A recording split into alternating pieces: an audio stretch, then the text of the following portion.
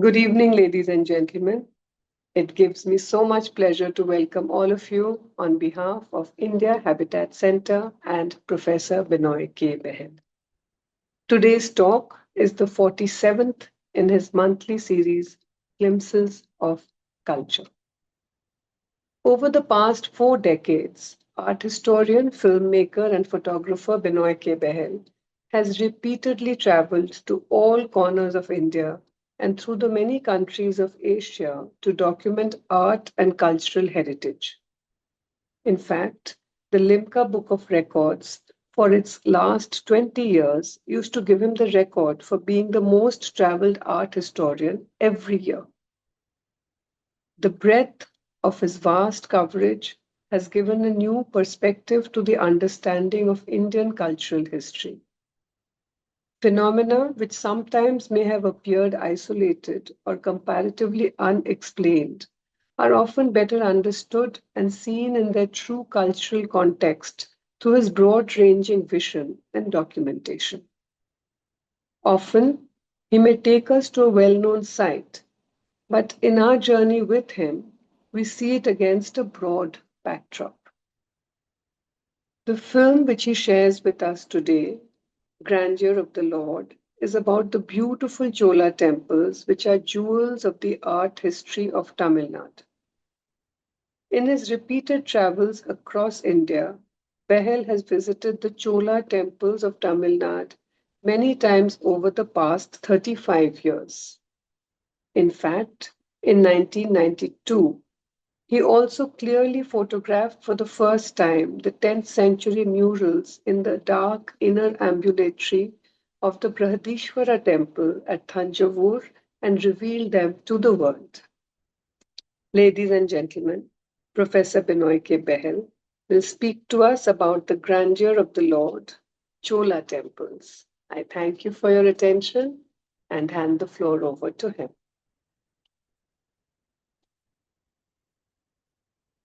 Thank you very much, Sujata Chatterji. Good evening, ladies and gentlemen. It is a great pleasure to be with you again to share with you another chapter from the wonderful cultural history of India. My many thanks to Ms. Renu Oberoi, who has organized this series of lectures, which has been quite a joy to bring before you.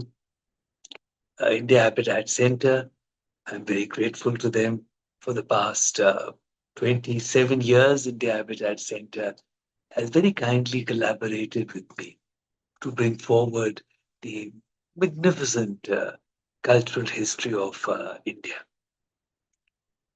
My thanks are owed to Doordarshan, who, in keeping with their mission as a public broadcaster, have so wonderfully sponsored the making of so many of my films on the history of painting, on the history of sculpture, on temples, so much which is entirely serious and deeply researched, quite unlike the the commercially driven television networks that we mainly have. In fact, it is through Doordarshan that this history of temples, sculpture, paintings has been taken to even the very to schools, even in very remote villages in all parts of the country. So it is remarkable that we've been able to share the deepest knowledge of Indian art history with school children everywhere through the kindness of Doordarshan. It has been a wonderful journey. Ladies and gentlemen, Tamil Nadu has been an area of much development and innovative progress in Indian culture. As a matter of fact, it was in the 7th, 8th centuries in Mamalapuram and Kanchipuram that in Tamil Nadu, that for the first time we see Indian temples being directly patronized by kings. Before that, they used to patronize by the common people, by everybody. And kings from this period of time, and beginning with Tamil Nadu, moved in to start patronizing temples. With that, here in Tamil Nadu, the portraits of kings began to be made for the first time in Indian art. The 10th century, end 10th century paintings of the Brihadishwara temple at Tanjavur are absolutely glorious. In fact, in 1991, when I was asked to photograph these paintings, which had never been clearly photographed before, historians of Indian art all over the world responded to these images to say that they had to revise their understanding of the history of Indian painting. Indeed, these paintings had provided a bridge between the wonderful qualities of the Ajanta paintings of the 5th century and the Jain and Buddhist uh, manuscript paintings of the medieval period. So there are so many cultural gems and treasures in Tamil Nadu. In fact, I always recall the most revered Shivalinga in Tamil Nadu in the Chidambaram temple. And this revered Shivalinga, when you come to it, there is a silver curtain before you. When you part that silver curtain and you see beyond, what do you see? You see nothing at all. This is the most Upanishadic representation of the Shivalinga as that which is beyond form itself, which is Nirgun, which is Arupa. And of course, the Chidambaram temple also presents you Lord Shiva in his most formful manner as the Nataraja, the cosmic dance of Shiva. So Tamil Nadu has been this extremely rich place of culture. And here in this film which I'm presenting before you today, you see Tamil Nadu at this important turning point in culture. The exquisite grace, the deeply thoughtful expressions, and the deeply thoughtful look of the early period, of the ancient period, is there. And in the early Chola temples, you are taken far from the noise and clamor of the material world to a peaceful sanctuary which you can find within yourself. The very personalized nature of the sculptures and the grace in them moves you, moves you and takes you beyond material concerns to this exquisite region of the inner self, of grace and harmony. And you see then slowly towards the later period how the grandeur of the world also comes in. The making of large temples that impressively put forward the military might and grandeur of the king himself, and not only the deities. The grandeur of the world also begins to come in. Very important period to study, and a very beautiful period to study. And for those of you who have not visited these early temples in Tamil Nadu, I would highly recommend that you do so. And I'll be very happy to answer your questions after the screening. And will request Sunil to please run the film now. Thank you.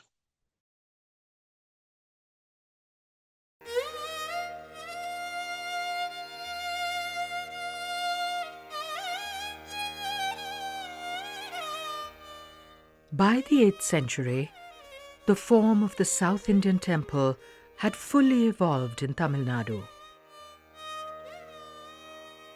At Kanchipuram and Mamallapuram, some of the finest temples ever to be made were created under the Pallavas. Further south, under the Pandyas, at Kalugumulai, the Vattuvan Kovil temple had been hewn out of the hill face.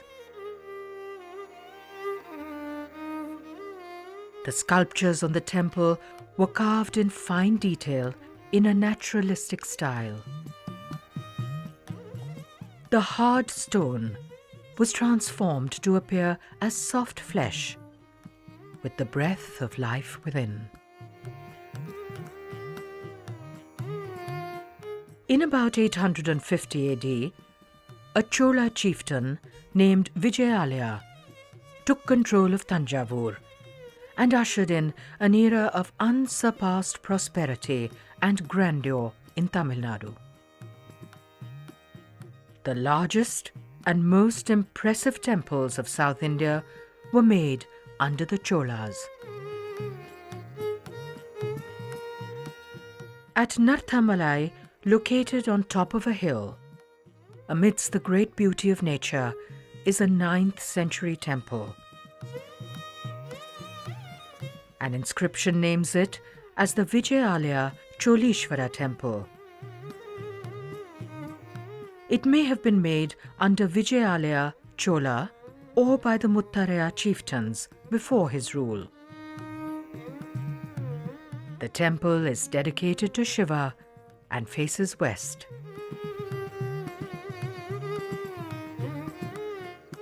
Dwarapalas or guardian figures are made at the entrance to the Ardhamandapa or hall. They stand half-turned in the manner established in the Pallava period.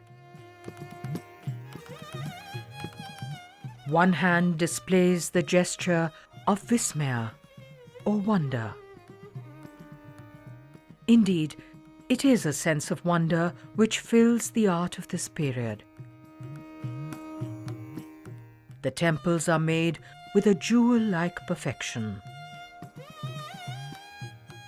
The temple itself and every sculpture on it serve to take us away from the mundane concerns to a world filled with a sense of the wonder of all of creation.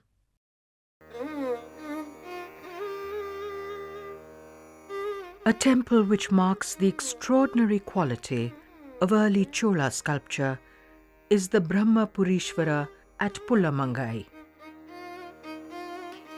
The temples of this period were not very large. The purpose was not to inspire awe through size and grandeur. It was to take us to the world of gentleness, which can be found within us. The grace of the figures and their profoundly peaceful expressions awaken a sense of the sublime. The figures are fully occupied with the miracle of creation and the sense of stillness which comes from this absorption. Shiva's Ganas are the persons who were most devoted to the Lord. They have won the right to be perpetually close to him.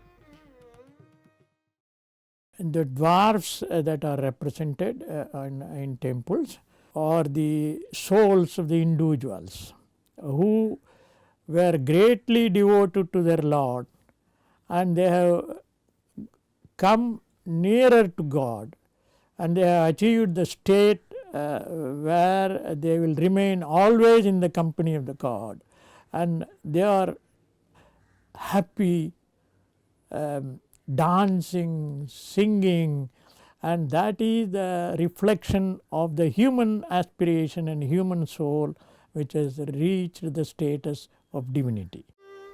Ganas are some of the finest expressions of Chola art.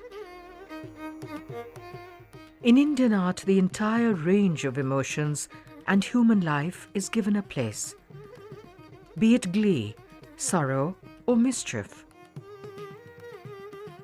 Ganas are seen lost in devotion to the Lord. We can relate most easily to them as they play their musical instruments or dance with elation.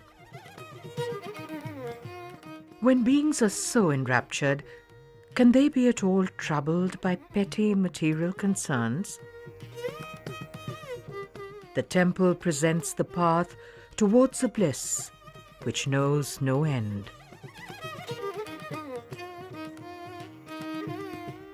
On the south wall of the Ardha Mandapa, we see Ganesha, also known as Ganapati, the leader of the Ganas who are made around him.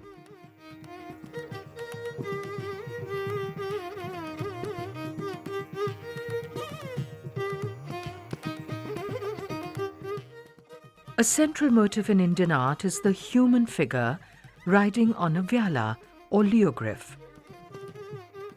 He is borne by the majestic power of the courage within us.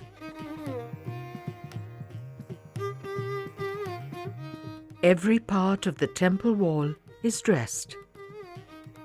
Small, yet extremely detailed reliefs adorn sections of the temple along with the larger sculptures.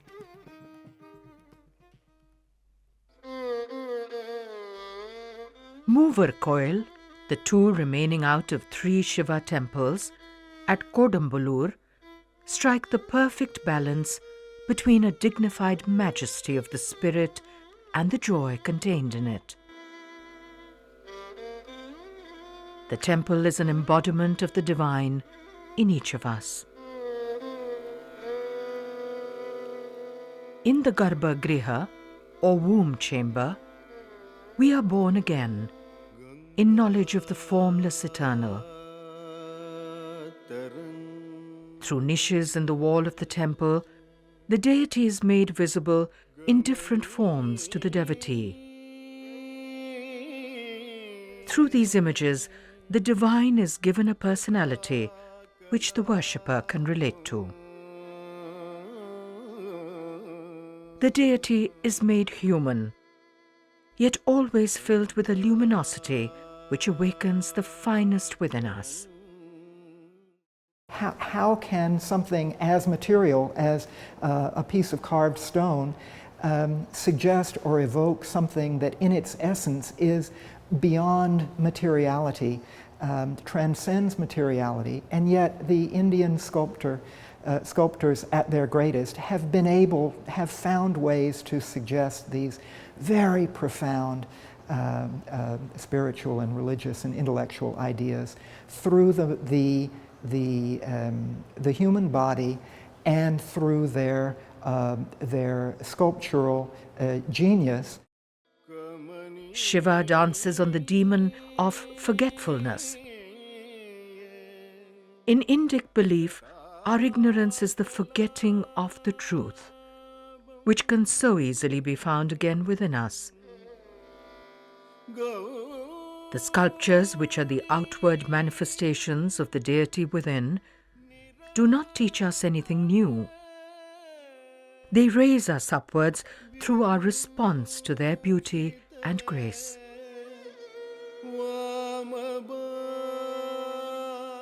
It is believed in Indic philosophy that the aesthetic experience is akin to Brahmananda, or the final bliss of salvation itself. It is in that moment that the veils of illusion are lifted and we see the grace which is in all of creation.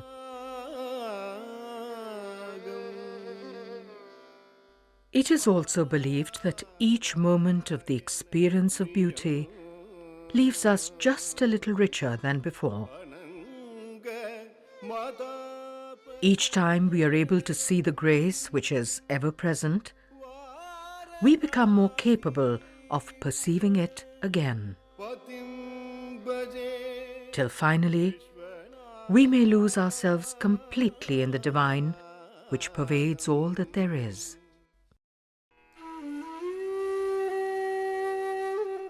Another temple of the early Chola period, of the late 9th or the beginning of the 10th century, is the Koranganatha temple at Srinivasanallur. The Chola temples of this time have some of the finest sculpture ever made in India. a benign and peaceful Shiva, as Dakshinamurti, is met on the south of the tower. It is a view of the world the artist shares with us, which is filled with the harmony of the natural order. There is none of the turmoil and ceaseless confusion created by our egos and material desires. As the devotee goes around the temple, he perceives the world in its deep essence of beauty and quietude.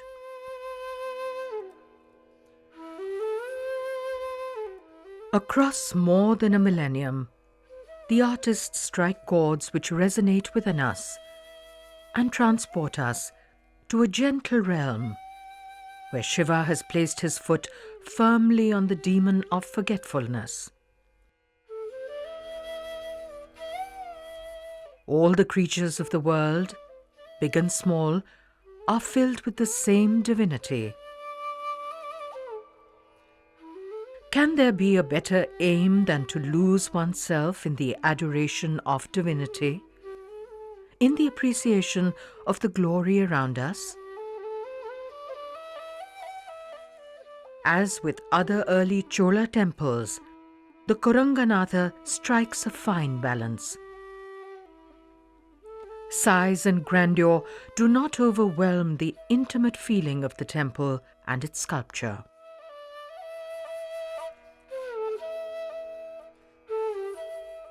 The attendant figures appear to step out of their niches to share the treasure of their beauty and grace with us. It is a peace which can fill us so much that there would be no space for the feeling of any worldly pain. The second half of the 10th century is called the Sembian Mahadevi period of Chola art. She was the queen of Gandaraditya Chola, who died early. Sembian Mahadevi went on to become a great patron of art, and her influence was predominant till the early part of the reign of Rajaraja Chola at the end of the 10th century. The temples of her time were still made on a modest scale, and the emphasis is on a very personal devotion to the divine. The temples have been renovated in later times, obscuring much of the original art. However, what survives is exquisite. It was in this time that the characteristic image of Shiva performing the Ananda Tandava dance was established. The beauty of this form of Shiva in the dance of cosmic bliss was found deeply moving. A contemporaneous Tamil saint, Appar, writes many moving verses in praise of this form of Shiva.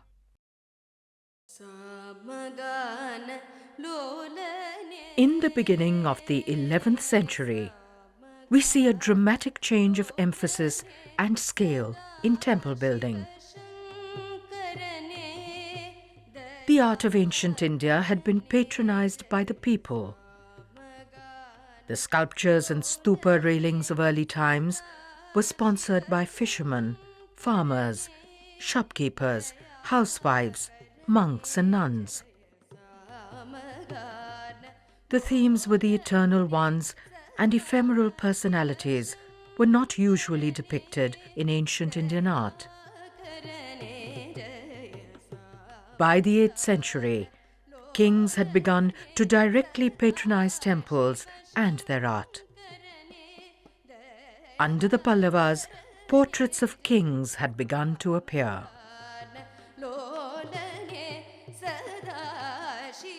In the year 1010, Rajaraja Chola completed the tallest and largest temple which had been made in India. The Brihadishvara, dedicated to the great Lord Shiva, was made to express his own power and military might as much as the grandeur of the Lord.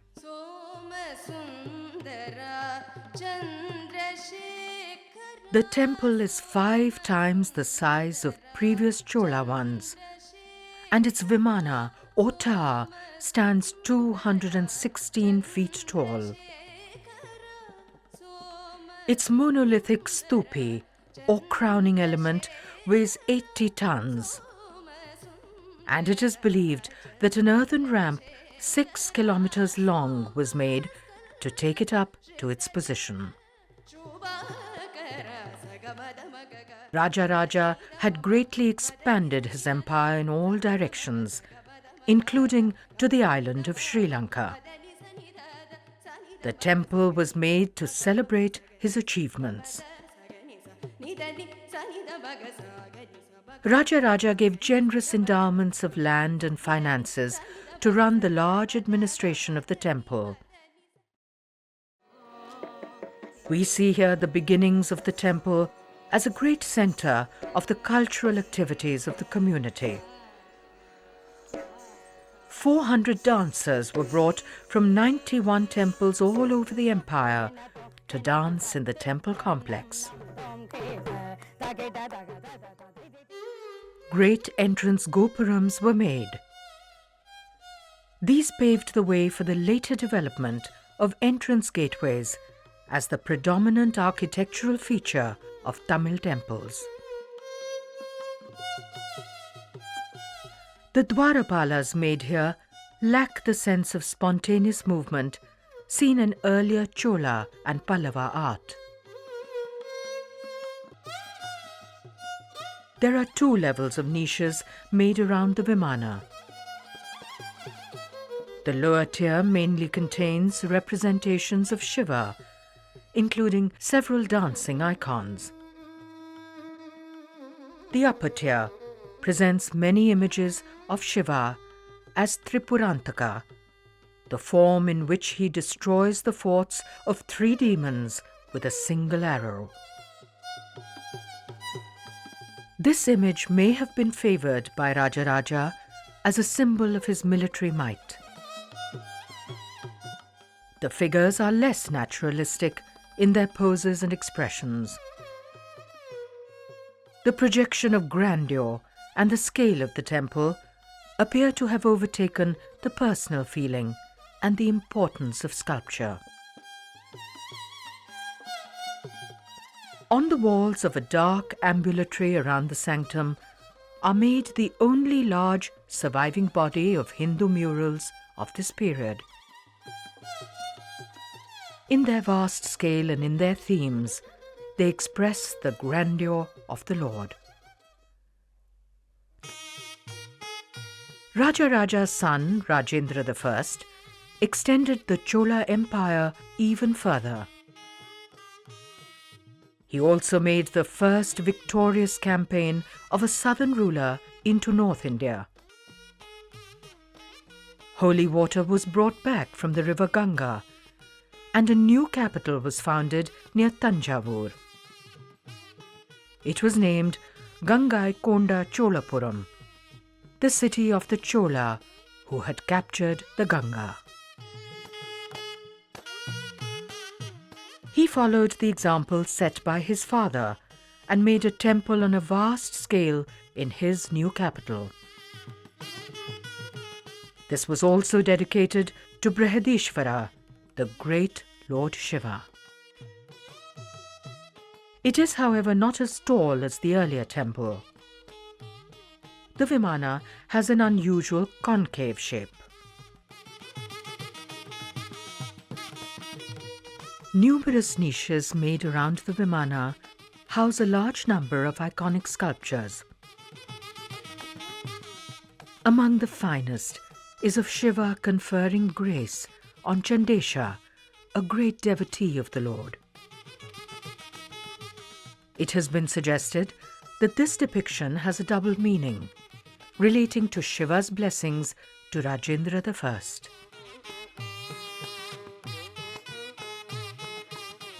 The grand scale of later Chola temples is also seen in the Erateshwara temple at Dharasuram, made by King Rajaraja Chola II in the 12th century.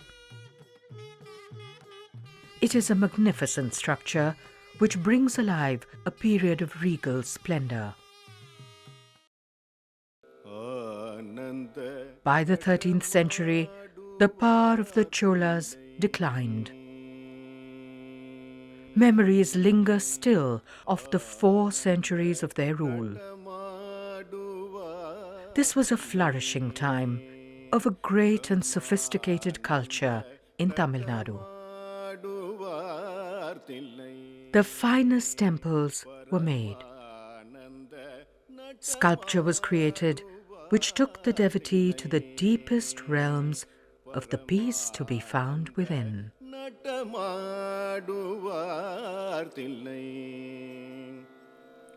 அம்பலம் தன்னில் ஆடிபணிபவர்க்க பஜயமில்லையானந்த நட்டமாடுவார்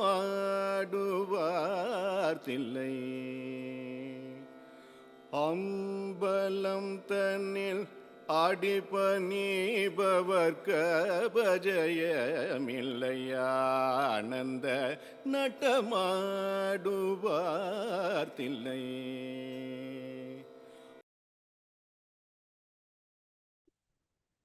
Thank you very much, Sunil, for another excellent screening.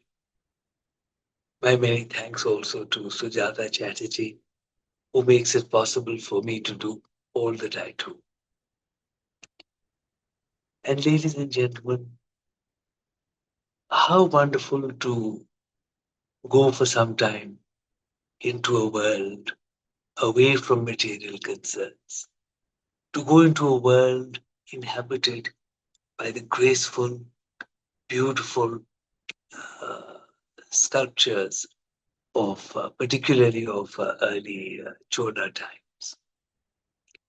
A world in which we may respond to sheer beauty and grace, to awaken that within us and leave behind the noise and clamor which surrounds us on a day-to-day basis.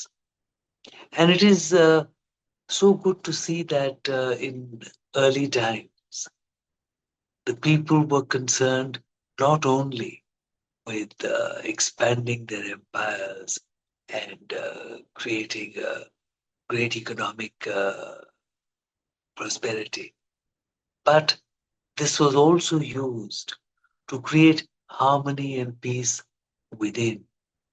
Because without harmony and peace within, there is not so much meaning to material prosperity.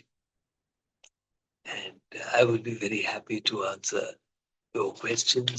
If you would please put them in the chat box, and I will request Sujata to please read them out to me. Thank you. Yes. Before doing that, I'd like to take this opportunity to invite all of you to our next screening, which is on a Saturday at 6 p.m. The date is 27th September. That's 27th September. And this film is called Ethereal Marble.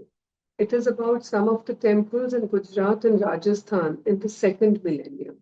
So please mark the date in your calendars, and we would love so much for all of you to be with us again next month. There's a question from Anand. When would we see the Meenakshi Madurai presentation?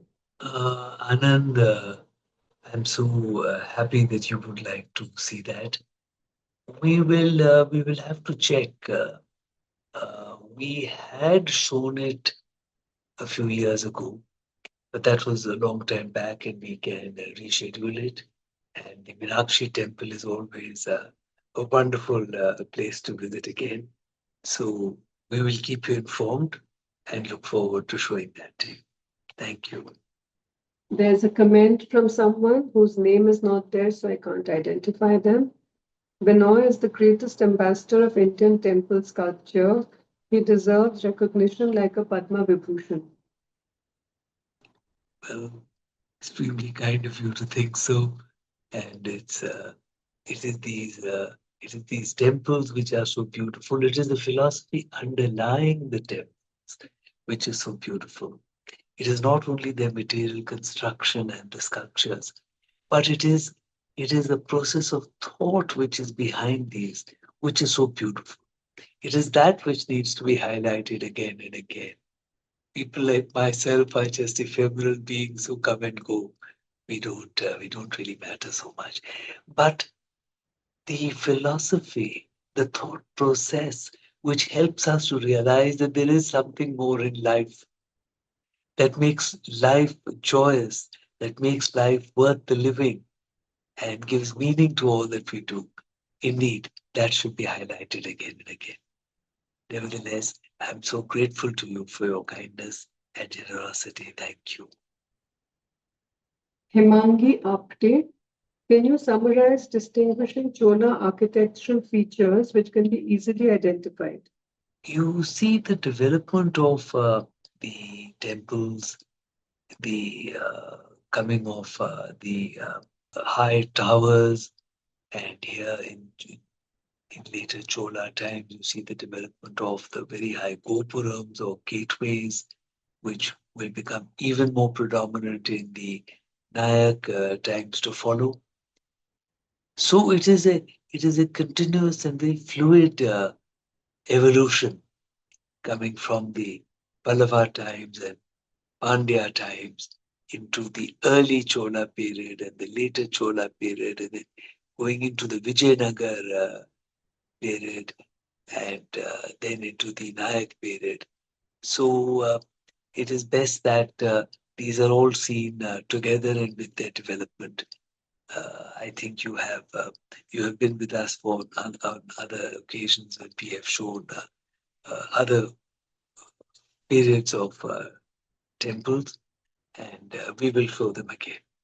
Thank you. Krishna Budli, wonderful expression of inner human excellence with material outer world to realize beyond material to the divine being. Thank you, Krishna. As always, you are coming deep to the point.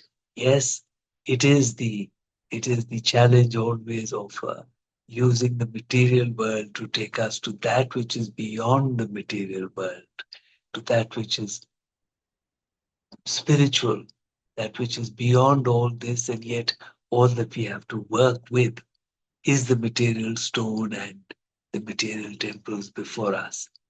So that is the constant leela of existence, and the Indian temples and the artists navigate their way so beautifully to help us navigate the way through our own being. Thank you so much, Krishna. Meenakshi Malhotra, thank you so much for this. Meenakshi, it's always a pleasure to have you. Thank you. Dr. Sen, what a lovely film, was totally engrossed. Congratulations, Benoy. You deserve every bit of the recognition, Shubhendu. Thank you very much, Shubhendu. You are doing such a remarkable work yourself, and you have so much understanding of yoga and meditation and how it helps the human being. Very good to have this kindness coming from you. Thank you. Niluba Roy Chaudhary, thank you, Benoy, for the wonderful presentation, which was so different from what is normal. Thank you for highlighting the thought processes behind the magnificence. Pleasure to have you with us, Nilova. Indeed, it is these processes, and the focus must always be on the processes.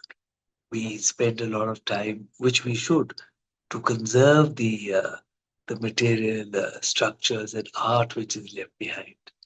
But the material structures and art should be mainly a means to enter the processes of thought which they represent, which they bring before us, which they help us, therefore, to enter. And it is this which should become part of our being. It is this which should help us. There is much pain in the world. Life is such, there is almost constant pain in this world, so much that we have to face. It is this understanding of ourselves. It is the understanding of what makes life beautiful and graceful. It's the understanding of grace which underlies all that there is, which is the most important thing that there is. And Thank you very much for your kind words. Thank you. SD Saxena, I believe in my message about Benoy being recognized. That was the earlier message about that revolution. Oh, thank you very much. Thank you very much. Very extremely kind of you. Very good of you. And well, it is these. It is this culture which is so beautiful. Thank you. Nilofer Roy Chaudhary, absolutely exquisite presentation and so enlightening in a genuine sense.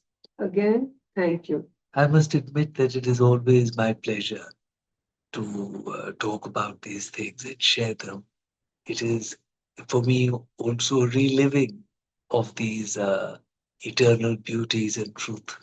And every time that you think of graceful and beautiful things, as the philosophy understands, you enrich yourself and make it easier for you to be able to enter that world the next time. And this treasure keeps growing within you. And as we lead this life through all the material concerns of our lives and through all the pains, it is this growing treasure within which finally makes it all so worthwhile. Thank you. That seems to be all the comments and questions till now. Would you like to announce our course, which is coming up in September? You may like to know that on September 20th and 21st, Saturday and Sunday, on behalf of India Habitat Center, I will again be presenting a series of talks and film screenings, which are on Indian art history and appreciation. So it is a 2-day course, and Sujata and I are so happy to welcome all of you and your friends to this course. You would need to be in touch with India Habitat Center to register. Thank you very much. That seems to be all the questions. Thank you very much, and I look forward to the next time. Bye-bye.